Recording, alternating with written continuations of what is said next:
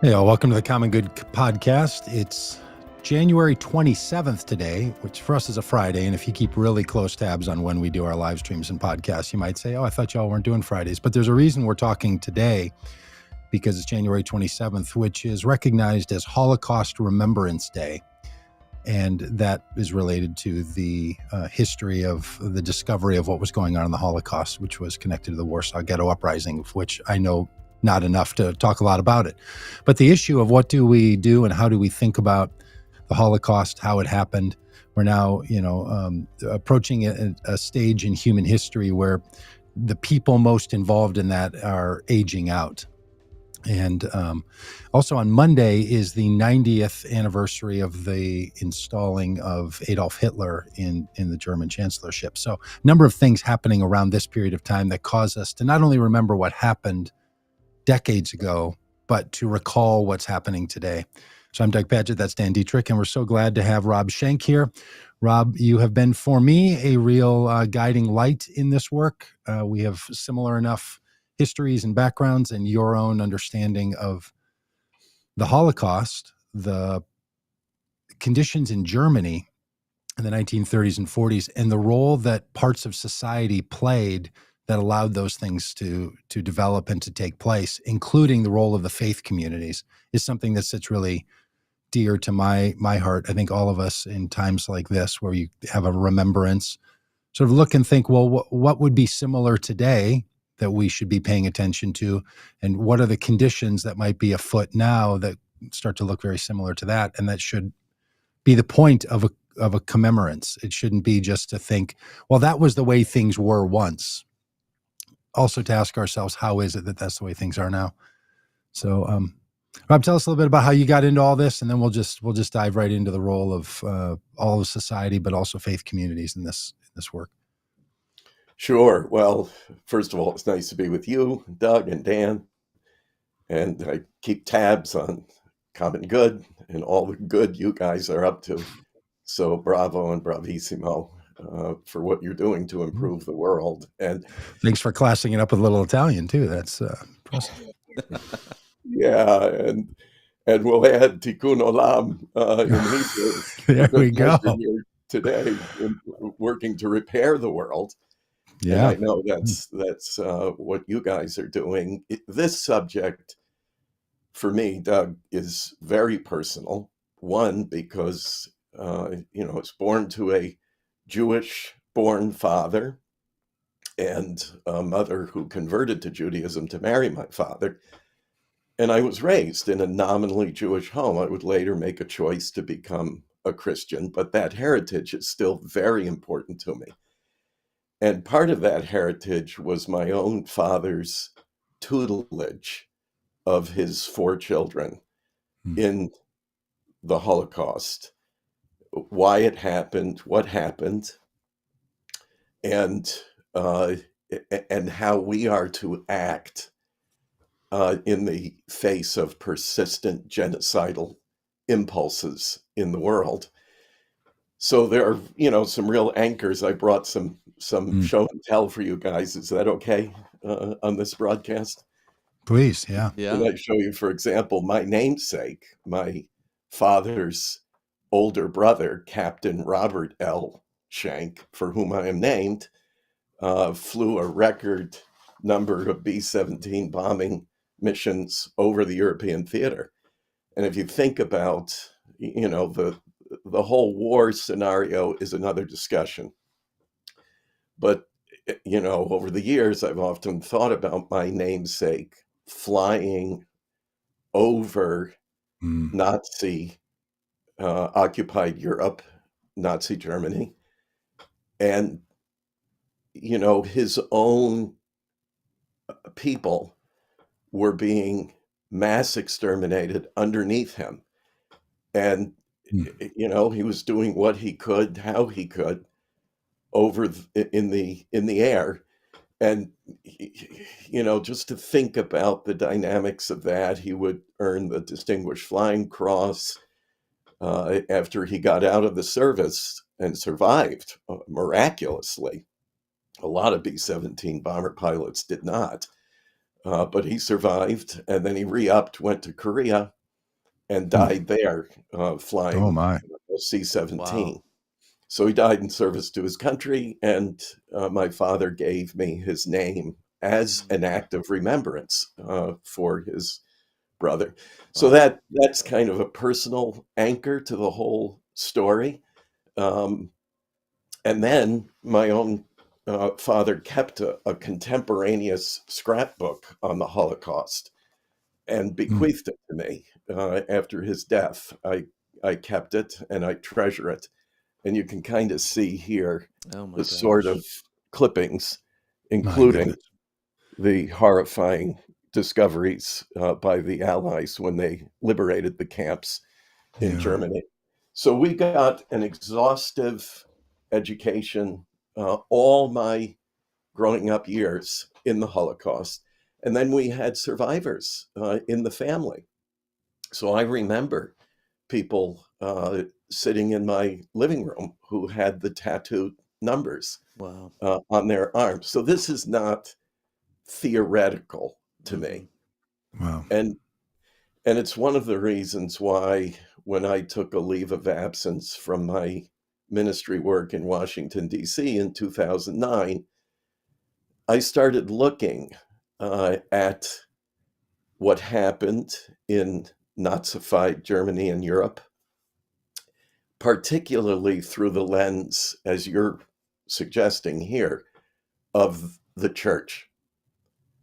What were Christians doing in the lead up to the Nazi horrors, during the genocidal dictatorship of Adolf Hitler? And what did they do after the war?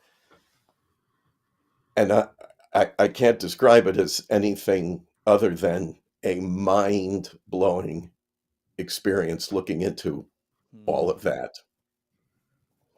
Rob, before we get into that, could I ask you, growing up, when did your father start to talk about and teach you about the Holocaust? Was it something that was ever present? Was it something that you reached a certain age and he sat you down and said, "Hey, we have to tell you some things about our family history and the evil we've experienced"? What did that look like growing up? And how can other parents talk to their kids about this? Hmm.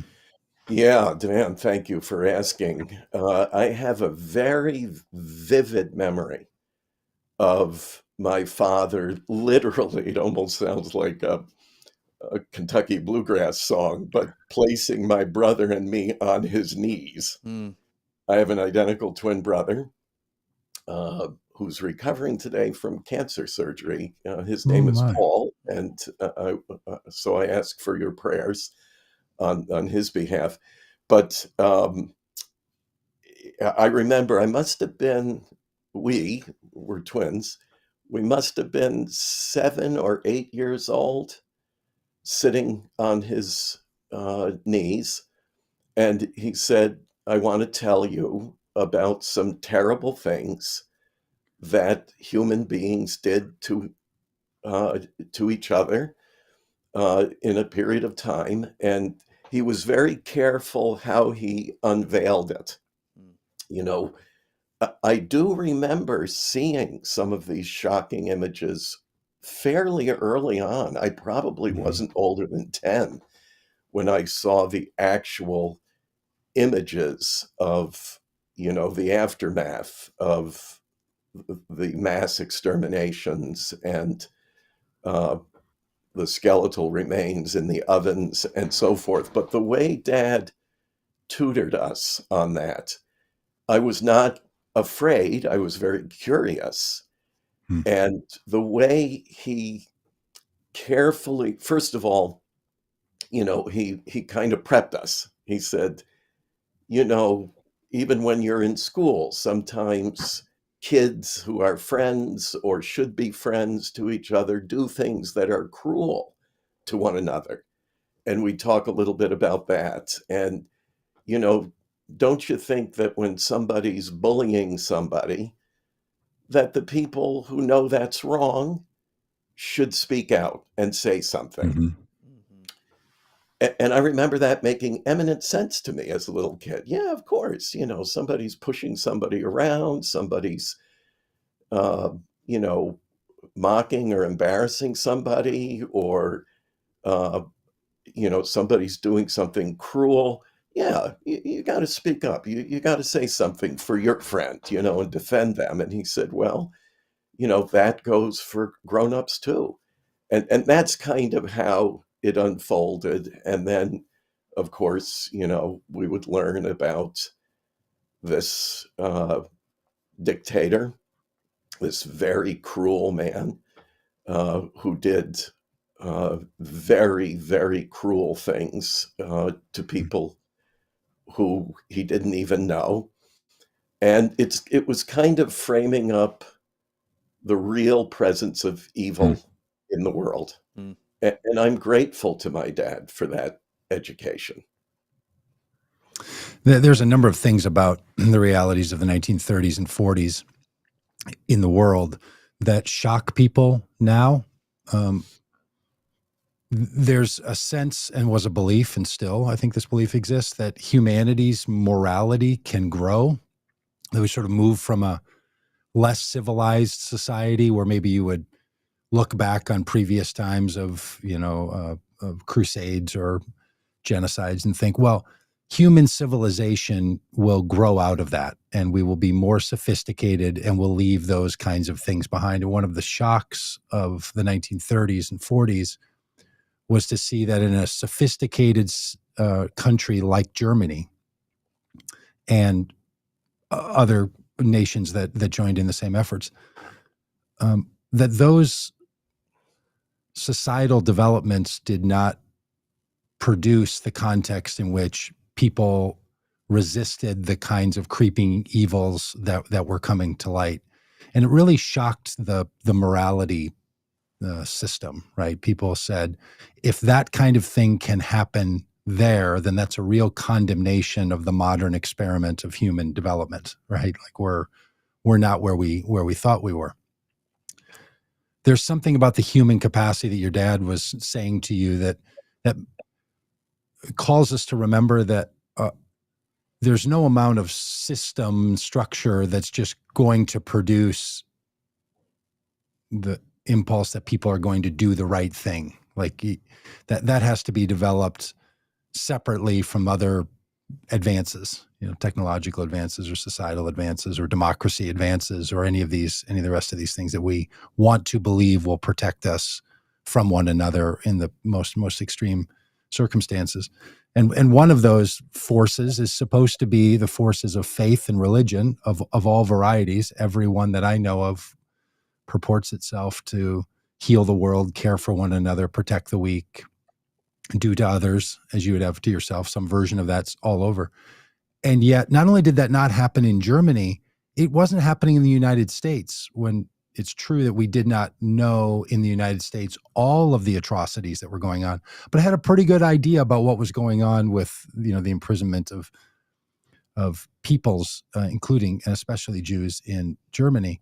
And people in the United States didn't want to get involved, didn't want to do anything about it. There was a sense of that's over there, that's not us, America first nationalism.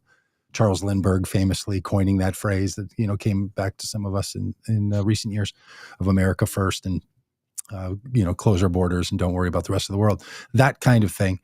And the fact that religion didn't play its role is something that, when I was growing up in my religious experience, like from my teenage years onward, we didn't spend a lot of time talking about that. We spent a lot of time talking about how America was the good guys, that our grandfathers went over and did the right thing, and these other countries' grandfathers did the wrong things, and we should take some exceptional pride in all of that. There wasn't looking at the other networks and connections that we have that aren't just, countries. In other words, what did the shared faith communities do in those locations that we feel so deeply connected to? So I'd be in seminary. People would very much want me to read the theology of German scholars, the theology of philosophers, but and take all that truth and feel really connected to those, but not feel the same kind of connection to these other atrocities and all that were going on.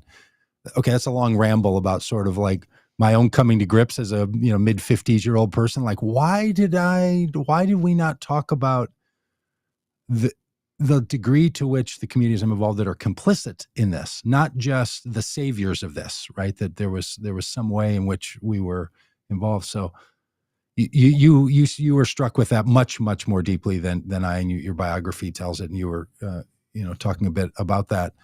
Do you have thoughts about that?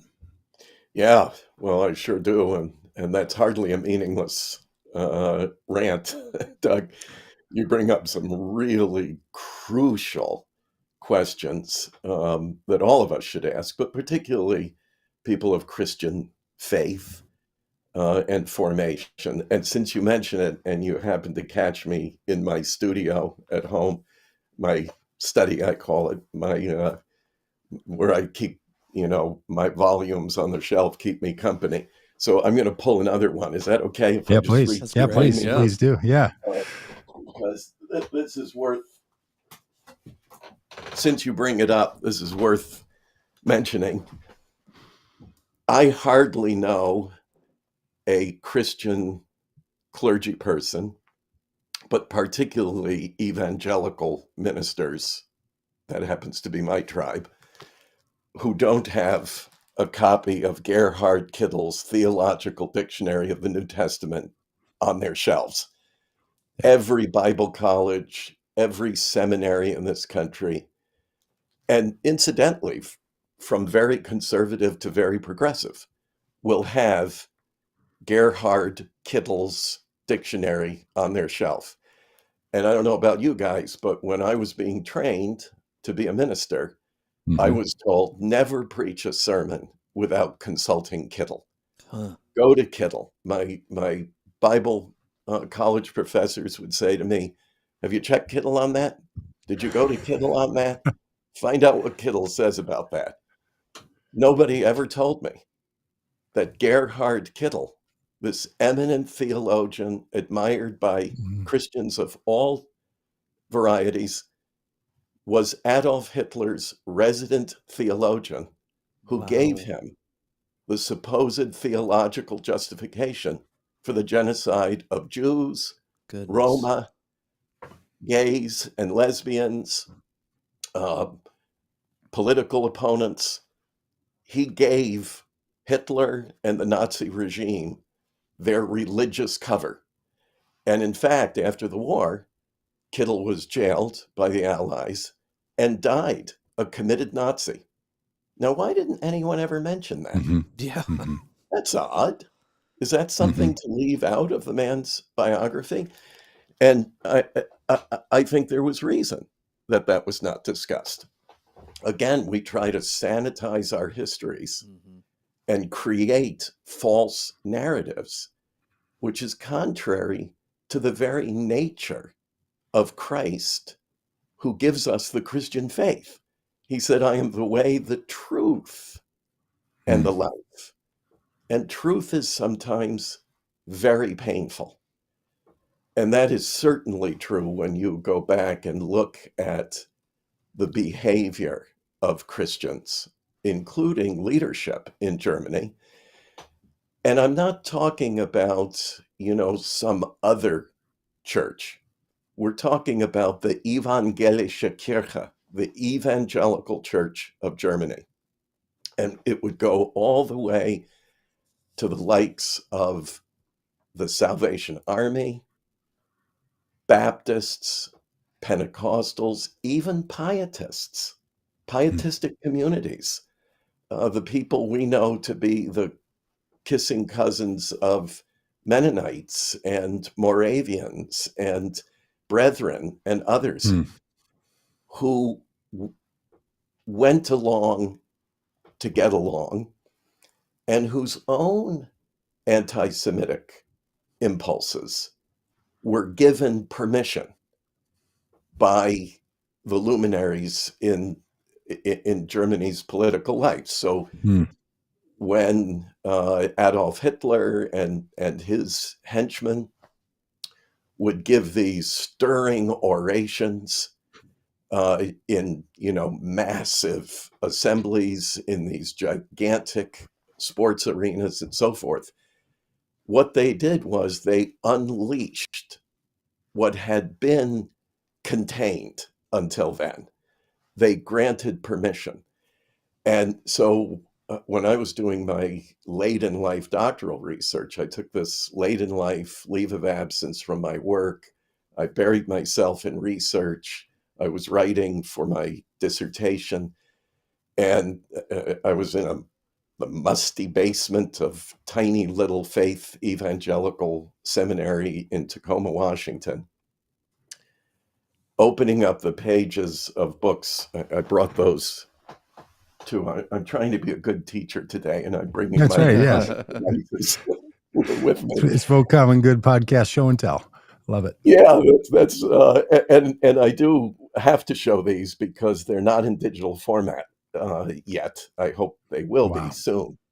But you got to kind of get these from the off-Broadway, used booksellers out there. But I highly recommend them. If anybody has any curiosity about the role of the churches in the Holocaust, it's really important we understand that. And let's keep in mind, Doug and Dan, we're not talking about ancient history here. Mm-hmm. That's right. This unfolded in some of our parents' own lifetimes. My dad was a young teenager when he started tracking what was happening in Germany and compiling that scrapbook. My mother, who was a little older than him, was approaching young adulthood when all of this started unfolding. My parents, Mm-hmm. there are Mhm. still Holocaust survivors alive today. Yeah. So this isn't ancient history. This is just a little while ago. We just had a nun in France die at 118, and it's Yeah. only been 90 years since Adolf Hitler took the chancellorship in Germany. So she was a young girl when Hitler took power. So this is yesterday, not eons ago. And we need to understand. So there's a great book called The German Church Struggle and the Holocaust by a great African American uh, scholar who's now passed, and others. So that's Herbert Locke and Franklin Littell, uh, The German Church Struggle and the Holocaust. But even more shocking than what they reveal is this compilation called A Church Undone, translated by Mary Solberg, which is it's a compendium of original documents of the churches in Germany, many of them evangelical, but a whole array, most of them Lutheran, supporting the Hitler regime. And not only so, but collaborating with it in the extermination of Jews, especially. One way that was done was by providing the mass murderous Nazi regime with baptismal records, which was one of the ways the Nazis discovered Christians of Jewish extraction. Oh, wow. And they could only do that through baptismal records, which the church and many of its leaders willingly, without compulsion, delivered to the Nazis to assist them in their search for Jewish blood in the churches, starting with the pastors, by the way, starting with clergy who had Jewish lineage. So you can see all this in A Church Undone, and it includes the declaration by one of the most popular German Bible teachers of that day, Paul Althaus, who would we, I don't know, he was kind of, I can't think of a popular Bible teacher today. I don't even want to name one. That would be unfair. Yeah, right. But just to say, let's just say he had television it had been invented, but it wasn't yet available. If it had been, he would have had a very popular Bible TV show. And Paul Althaus declared when Adolf Hitler took power in Germany, he called Hitler and Nazism gifts and miracles from God sent to return Germany to its greatness. Now think about that and draw the parallels here. Yeah.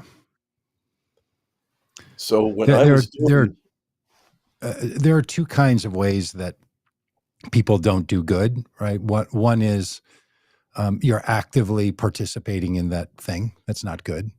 The other is that you don't use the power that you have to resist it. And a lot of people think, well, it would be better for me to be inside the system and trying to affect it from the inside than to stand up to it and be expelled. So I need to stay close. I need to serve inside in order to keep it from being even worse.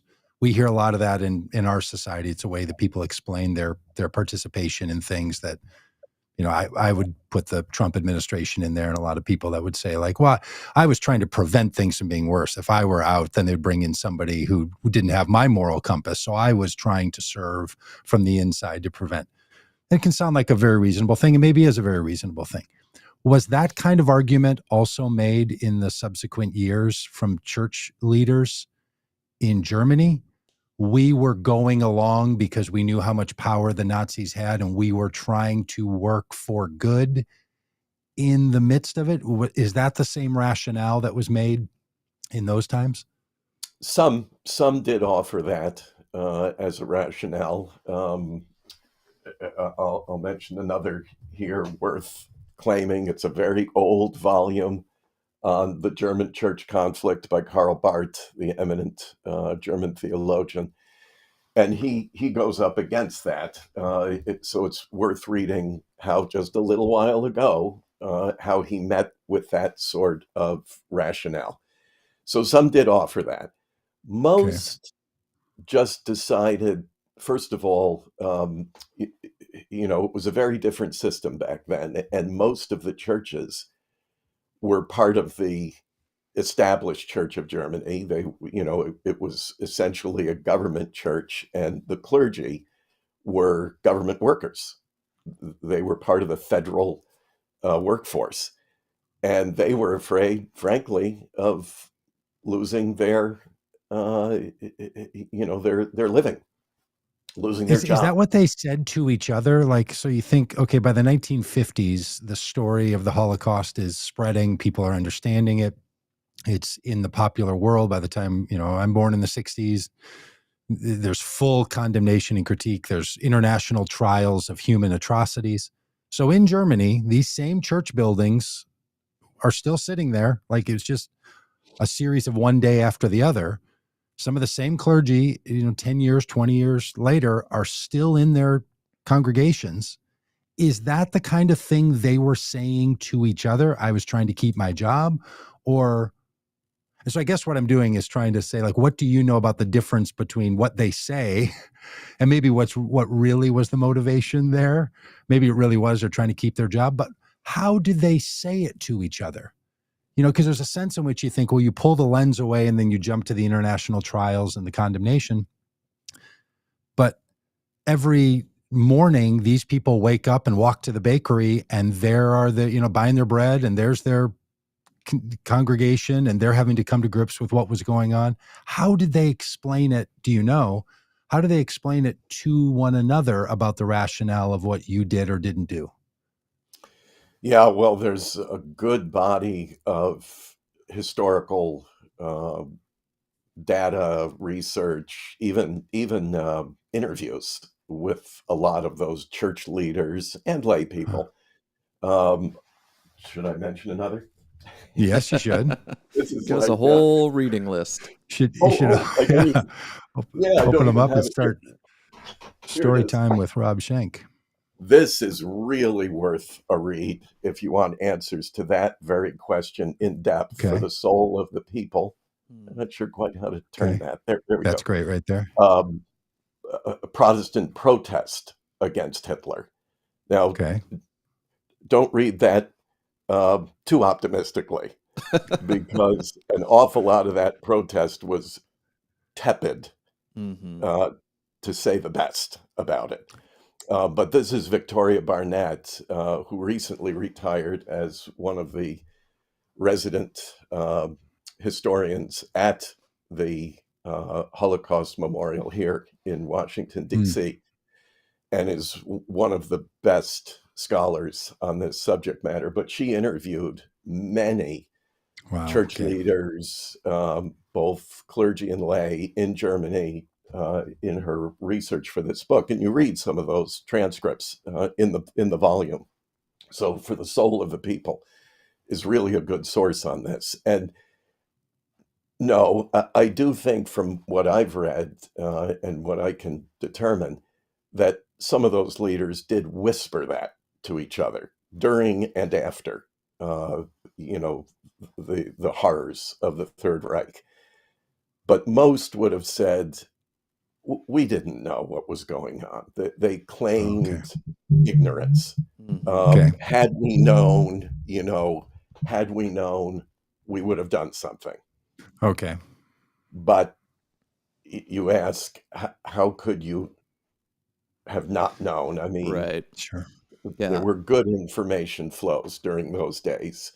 And we had people saying the same here. We'd love to think that America was right on this and righteous on this. We knew about this. The Roosevelt administration knew what was happening. Yeah, the highest levels. Yes, long before any actions were taken. And, as a frame of reference for me, when my father enlisted in the Air Force in the early 50s, he was still required to register as a Hebrew. Wow. His race was marked as a Hebrew. And when he was inducted, he was told, Hebes, I'm sorry for the insulting reference, but this is what he was told. Hebes, and I'll truncate the next reference. He was told by his commanding officer, Hebes go with the N-words. Wow. So think about that as military culture at that time. So while we'd like to think that we were good on this, we didn't, we weren't part of this. We went in there to defeat Adolf Hitler and to end the carnage and to end the anti-Semitic genocide. But in our own military culture, we were reinforcing it. Yeah. So, let's get that all teed up to reality. Yeah, I just finished a book called The Escape Artist, and it is an account of the first Jewish man to escape Auschwitz and tell the world what was really happening there, because the Germans were so secretive and trying to cover up what they were doing. He escapes. He took extensive mental notes, keeping track of the number of Jewish people that were brought in and killed, and just horrific. But the thing that kept him going was, if I get out of here and I tell the world what's really happening, the world will wake up and come to the rescue. The Americans will come, they'll stop this. Europe will unite, they'll stop this. So he gets free, he gets out, they put this report together, they start sending it out. They send it to the Catholic Church, to the bishop. The bishop says, oh, my hands are tied because the Pope won't move on this. They send it to other church leaders. Oh, we can't do anything.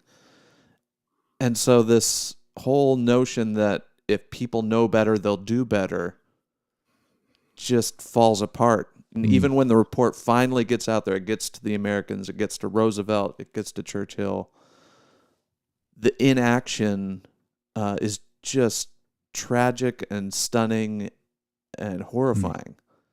What is it about, like, knowledge? You would think knowledge would help us to make better decisions and do something about blatant evils, but we don't. What's what's going on there. And we see, parallels today when people are faced with evil and they choose to ignore it or rationalize it away.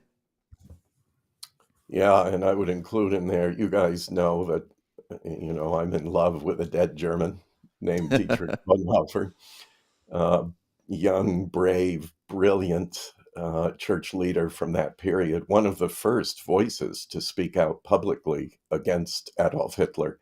In fact, you can just about see him over my shoulder. Yeah, there he is.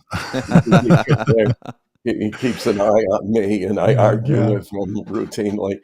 But Dietrich Bonhoeffer was a young pastor and theologian in Germany during the rise of Adolf Hitler and Nazism. And he boldly spoke out. I think he was 20. I'd have to go back in time, but I think he was not yet 30 when he spoke out on radio and was a marked man. From that point on, he would later be jailed and eventually hanged at Flossenburg concentration camp at age 39. But I mention him because he knew very early on, through his contacts, what was happening in Germany with the genocide shortly after the final solution of the plan for Jewish genocide was launched. Here's Bonhoeffer, a pastor in Germany who knows. Now, he had family contacts who were working for the government, but there were information feeds going out to the populace. Now, I want to give some folks back then and there, and even today, the benefit of the doubt, because it's hard to imagine the fear that was instilled in the German populace during that period. When I visited Auschwitz, I had been to Dachau concentration camp before that, but it's not nearly the scale of Auschwitz. And I visited Auschwitz in 2010. And, while I was there, I was talking to somebody who worked at that now memorial to the horrors. And he lived in the community. And I said, how is it that the people who lived around Auschwitz, who worked at Auschwitz, who smelled the putrid smoke and saw the ash laying, everywhere on the trees, human ash, how is it that they didn't talk, report this out? And he said, well, many were quietly complicitous. Many were tolerant of this. Many had anti-Semitic impulses themselves. But he said more people were just terrified. If they were discovered, they were afraid they and their family members would be taken to the camp and suffer similarly. So I want to give some space there. We don't know what that was like, but on the whole, and I'm going to go back to the church now because that's my gang, and I understand it, I think, a little bit better than other sectors of society. So the fact that the church absented itself, and of course, there were many church leaders who were Nazis, who were big supporters of Adolf Hitler, who bought into the false promises of prosperity and freedom that Hitler preached. And he was more of a preacher, I think, than anything else. He was a false prophet. And they bought in because it was in their self-interest to buy into that. So, analyzing all this is very, very complex. But let's just say, had the church in Germany resisted Hitler en masse, if they had done it by a majority or even a significant minority, Hitler likely would have failed. Hmm. because the church then was still the cultural center of German life, both the church and the academy. The academy was better at resisting Nazism, Hmm. and they paid dearly for it, lost their jobs, and some were jailed and some were executed. They were more courageous than the church as a whole.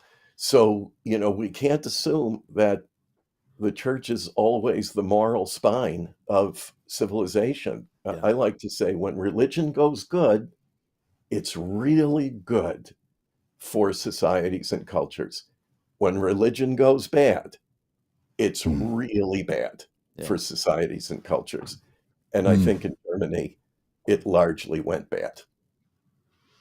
There are so many, as you say so well, so many interlocking issues that are going on.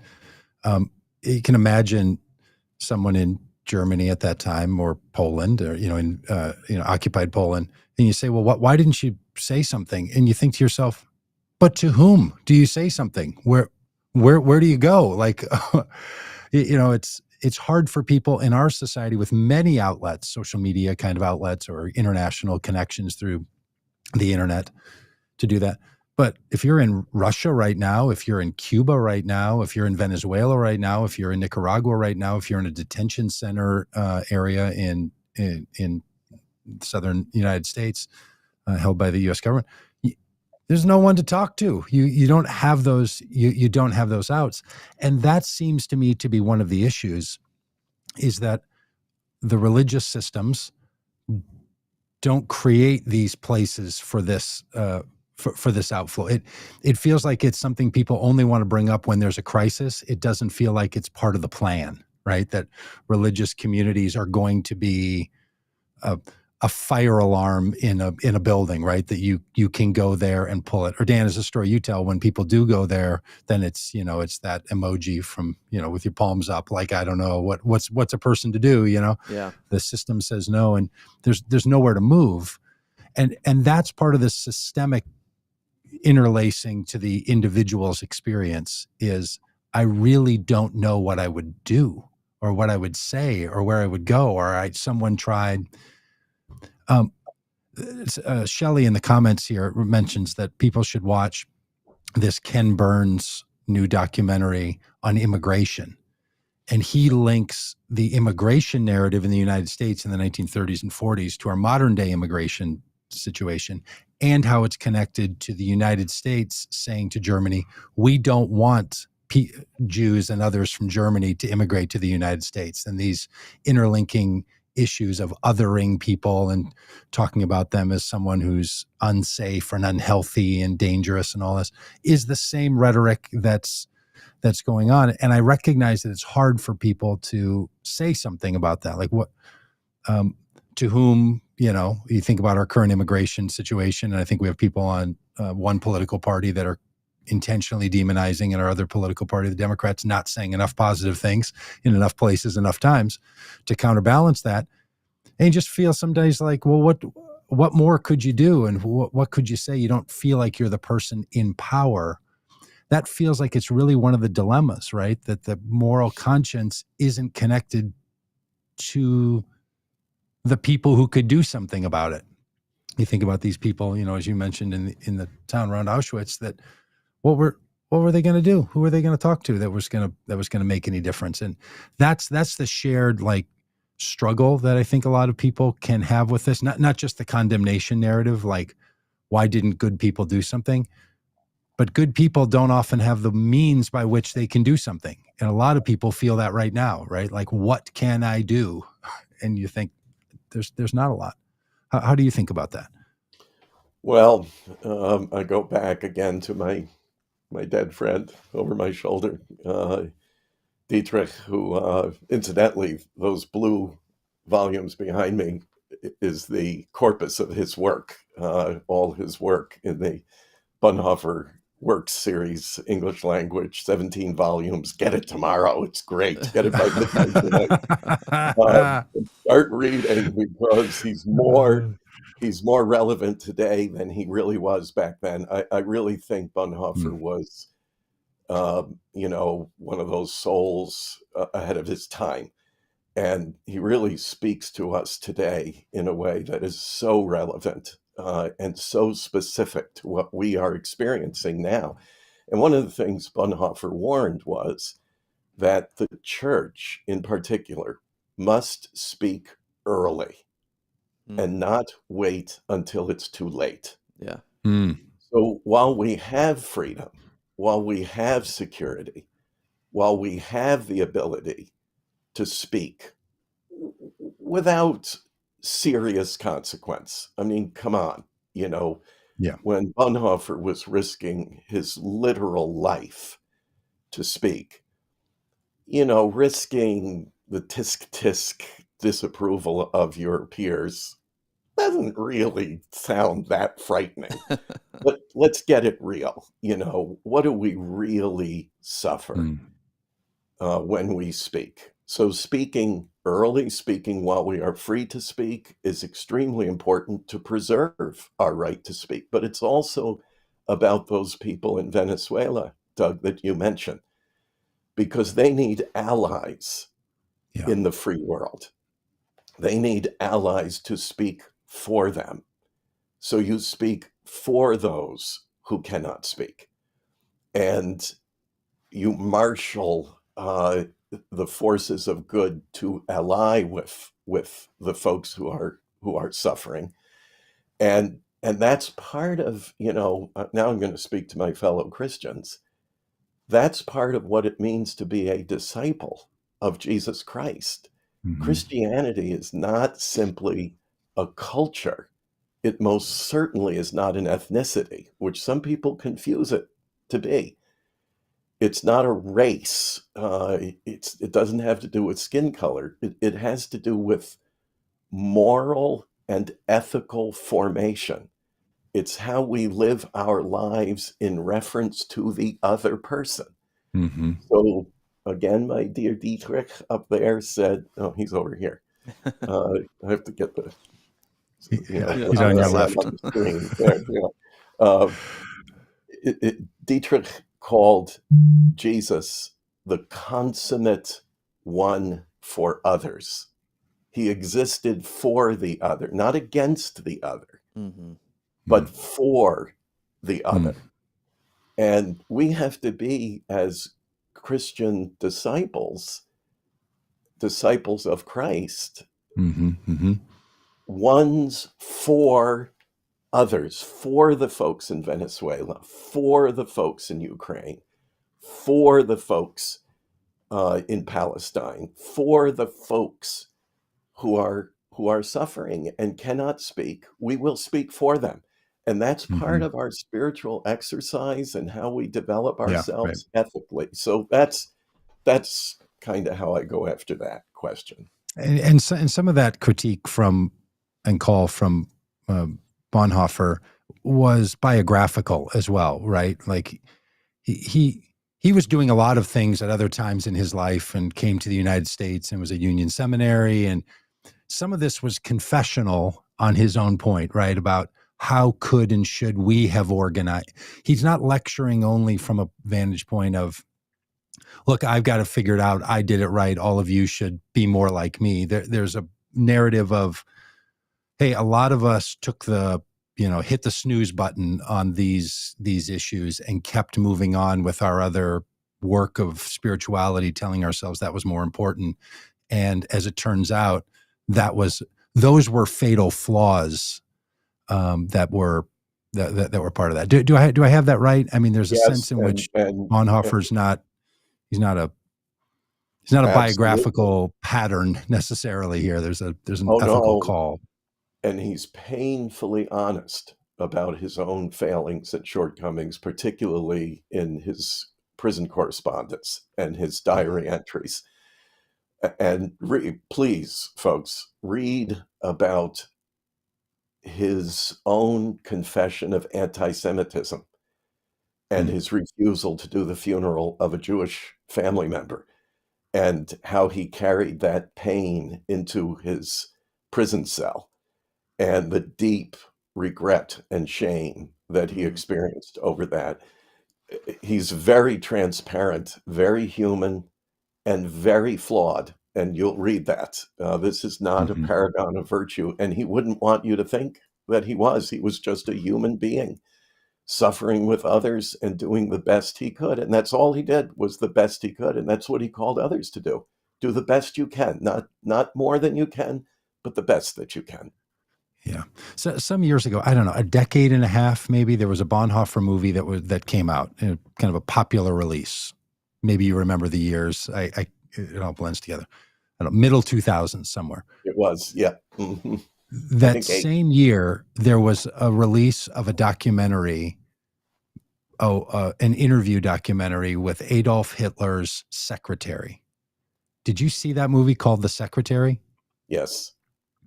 It is a riveting thing to watch. She was like 19 years old when this was all going on. So at this point, she's in her 80s or something when this film was made. And it was recorded a few years before it came out. So anyway, she's old by the time she's telling these stories. She's not connected to the Bonhoeffer stuff at all. She might not even know who he was in particular, because Bonhoeffer's story has been carried by the Christian community and church and activist community. But she talked about how there was a plot to assassinate Hitler, which is the plot that Bonhoeffer was involved in, the placing of a bomb under a table. And that when that assassination attempt failed, because the bomb went off, but it didn't kill Hitler in the room, that was the moment that she says Hitler doubled down on being the very sent one of God. That he said he was, in her view, she said this was all falling apart. They were going to lose the war. And then this assassination attempt happened. And then the religious people around him and Hitler and his team interpreted this as, this shows that God saved you. You need to double down on your efforts.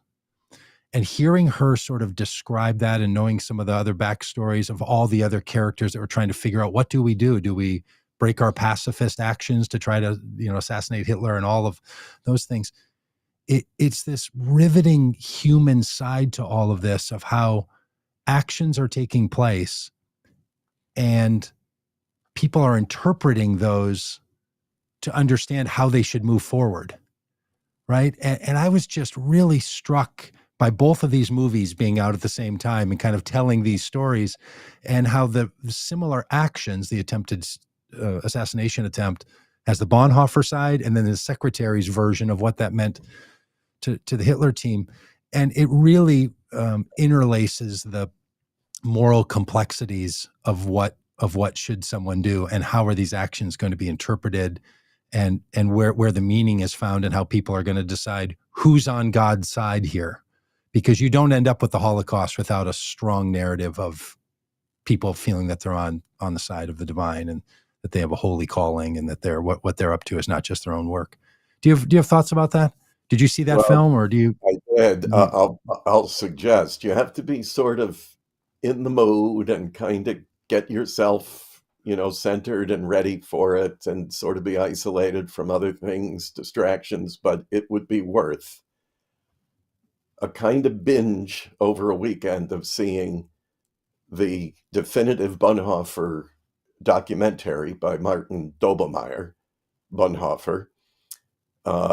It's in its 25th year, I think. But in any case, then the film you were alluding to, Bonhoeffer, Agent of Grace, which is a drama, and The Secretary, which is the documentary interviews with Hitler's personal assistant.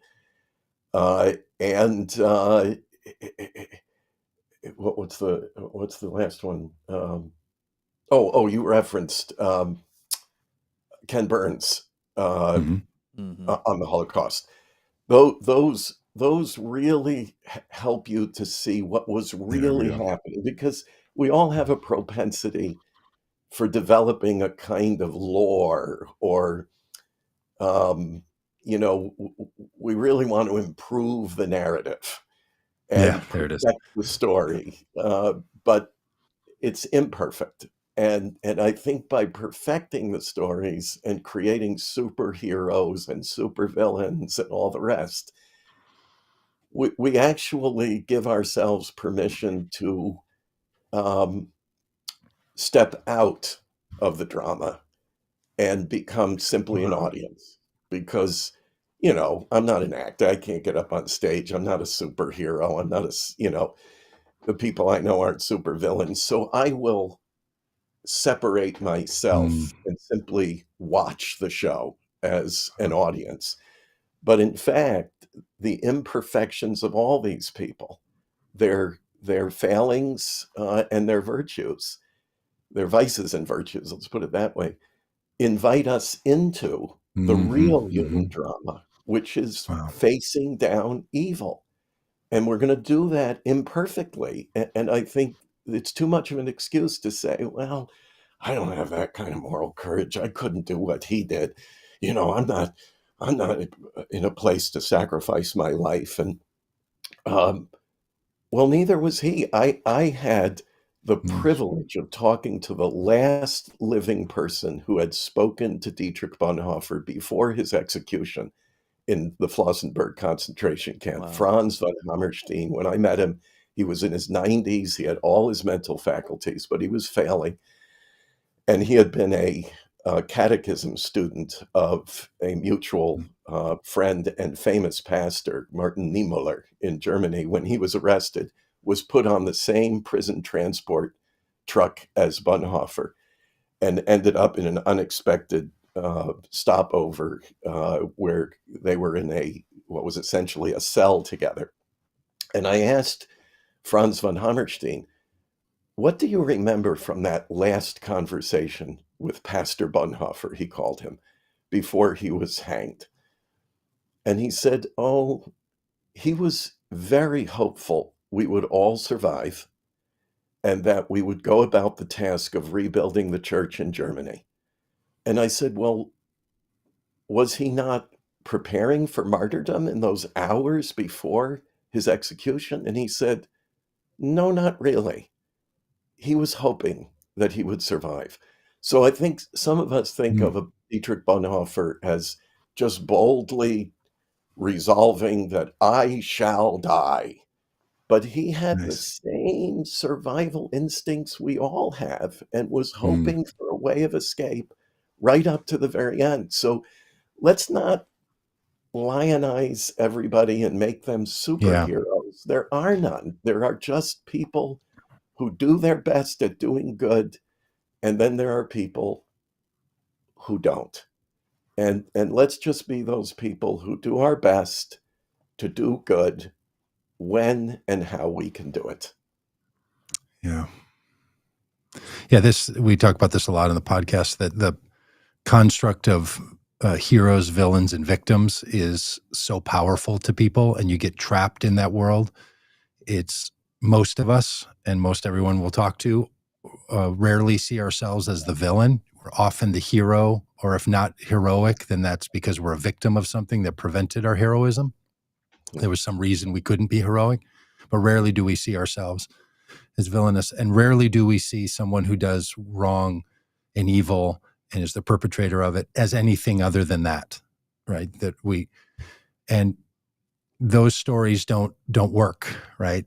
This is, for me, the Christian gospel helps with that, and the Jesus narratives as a Christian help with that. The Jewish scriptures, I know in Jewish context, help with that. That these are morally complex circumstances and situations that people find themselves in, and the hero, villain, victim story doesn't last when you run it through the rubric of humanity or through those texts. That it allows you to see that there's something more human going on. And yet when people face down evil, and there's, Holocaust Remembrance Day is a reminder of evil, right? It's proportional to other times in our society. You can look at other nations and other world affairs. You can think about, Rwanda in the 1990s. You can think about China in the 1930s, 40s, and 50s. You can think about Stalin in the 1950s. Like there, and through history, just times, and nothing more obvious than both slavery and the taking of the land and the abusing of the indigenous peoples on this continent and all over the world, how indigenous people are treated. So that propensity to enslave people, to harm them, to kill them, to otherize them is so constant and present. And it's not another time in another place. Sometimes the hero, villain, victim story is just necessary to motivate us to, stop the bad thing. So I'm going to lay this last one on you here. If something as simple as hero, villains, victims don't hold up to the truth, is there a better frame that how could and should we think about addressing the kinds of evil that go on systemically and individually with the desire to heal the world and make better? And like, what stories should we be telling ourselves? Because these don't seem to be working. Yeah, well, certainly real stories, we're given to the exaggerations that, you're alluding to. We love the colorful fictional stories and fictionalized stories.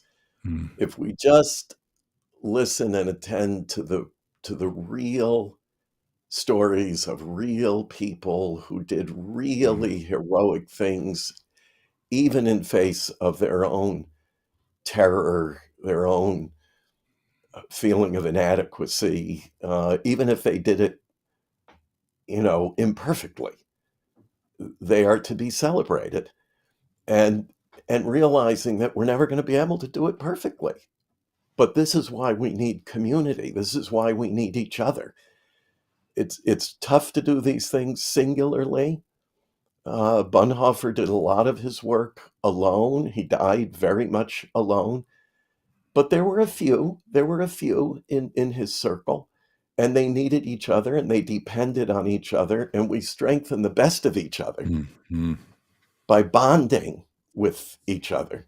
So where I'm weak, you're a little stronger, where you are missing, a character trait, maybe I can shore that up, or we look for a third person who can do that. And so we need each other. And, one more mention, a little drop in here. If you haven't read Bonhoeffer's first dissertation, Sanctorum Communio, or the Communion of Saints, read it, in which he says for Christians that are out there watching, that we cannot know Christ apart from community.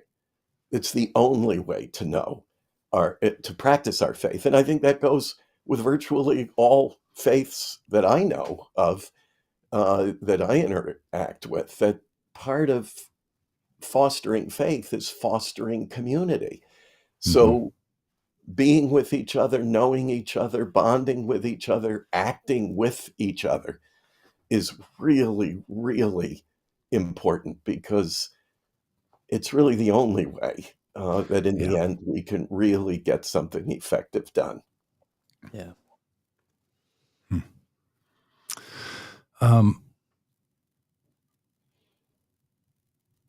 Yeah, that is,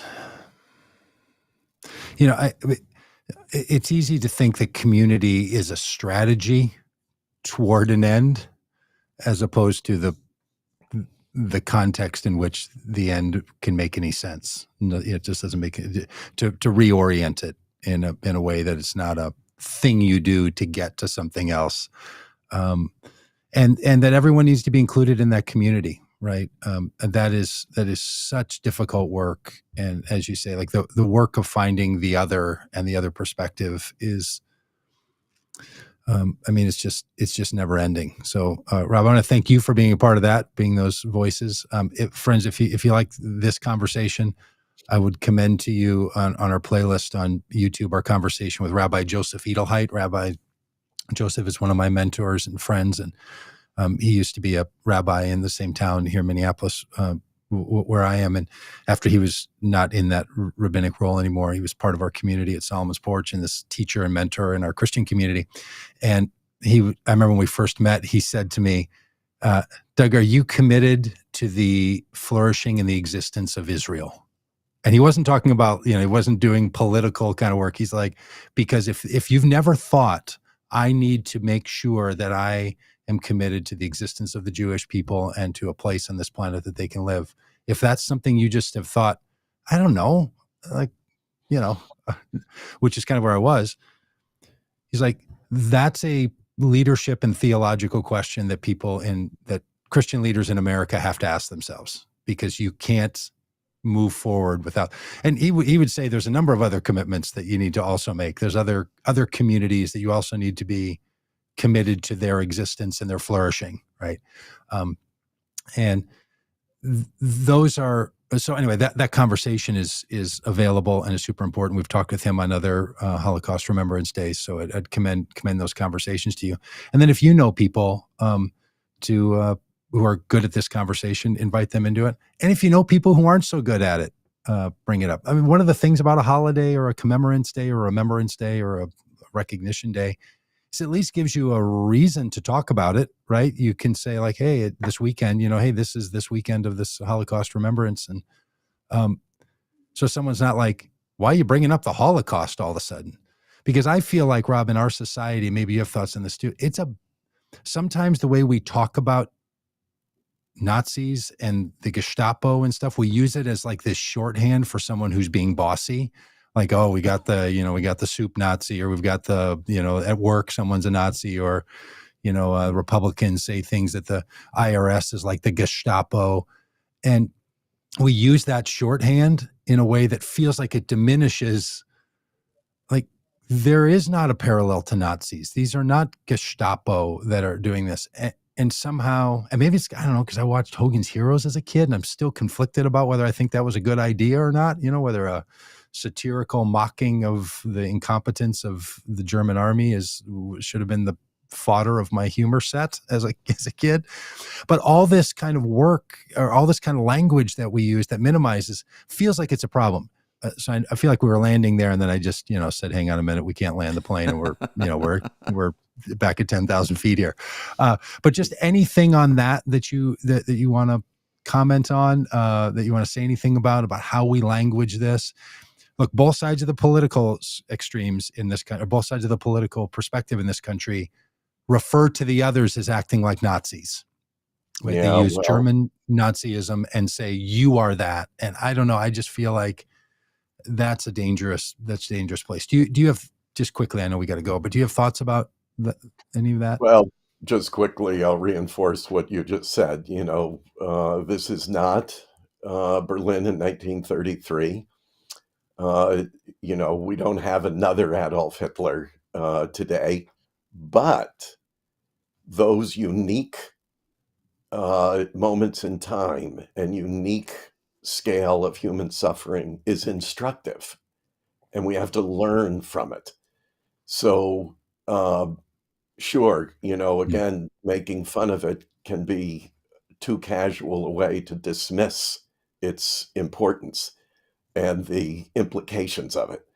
So let's be careful, that a casual reference to a Nazi or comparison to a Nazi doesn't diminish the enormous scale of what happened there, the uniqueness of the suffering and loss of human life and to a whole people group.